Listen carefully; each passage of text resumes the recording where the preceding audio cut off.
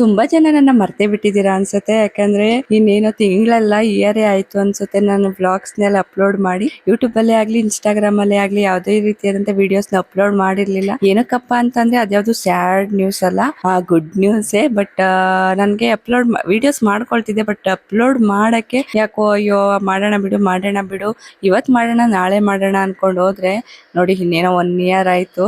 So ಅದ್ ಕಡೆ ಗಮನನೇ ಕೊಟ್ಟಿರ್ಲಿಲ್ಲ. ನಾವು ನಂಬಿರುವಂತ ನಮ್ಮ ಆರಾಧ್ಯ ದೇವ ಮುತ್ತತ್ರಾಯ ಸ್ವಾಮಿ ದಯೆಯಿಂದ ನಮ್ಮನೆಗೆ ಒಂದು ಗುಡ್ ನ್ಯೂಸ್ ಬಂತು. ಸೊ ಎಲ್ಲ ತುಂಬಾನೇ ಖುಷಿಯಾಗಿದ್ವಿ. ಆ ಒಂದು ಎಂಜಾಯ್ಮೆಂಟ್ ಅಲ್ಲಿ ವಿಡಿಯೋಸ್ ಬಗ್ಗೆ ಗಮನನೇ ಕೊಟ್ಟಿಲ್ಲ. ಏನದು ಅಂತ ತಿಳ್ಕೊಬೇಕು ಅಂದ್ರೆ ವಿಡಿಯೋನ ಕೊನೆ ತನಕ ನೋಡಿ.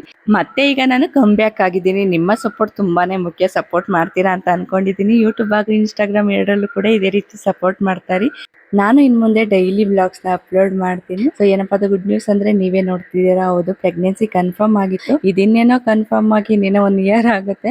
25/6/25 ಪ್ರೆಗ್ನೆನ್ಸಿ ಕನ್ಫರ್ಮ್ ಆಗಿದ್ದು. ಬಟ್ ಹೇಳ್ದನಲ್ಲ, ಆ ಒಂದು ಎಂಜಾಯ್ಮೆಂಟ್ ಅಲ್ಲಿ ವಿಡಿಯೋಸ್ ಬಗ್ಗೆ ಅಷ್ಟು ಗಮನ ಕೊಟ್ಟಿಲ್ಲ. ಇನ್ ಮುಂದೆ ವಿಡಿಯೋಸ್ ಡೈಲಿ ಅಪ್ಲೋಡ್ ಆಗುತ್ತೆ. ಸಪೋರ್ಟ್ ಮಾಡ್ತಾ ಇರಿ. Thank you.